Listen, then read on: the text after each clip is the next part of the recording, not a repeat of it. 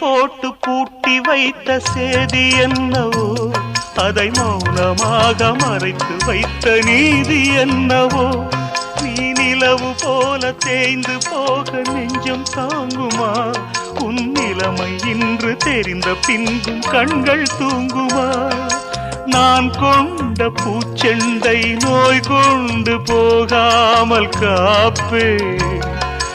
என் ஜீவன் நான் தந்து உன் ஜீவன் நலம் வாழ பார்த்தேன். இன்னும் சொல்லவா, சொன்னால் துன்பம் அல்லவா? இன்னும் சொல்லவா, சொன்னால் துன்பம் அல்லவா? இன்னும் சொல்லவா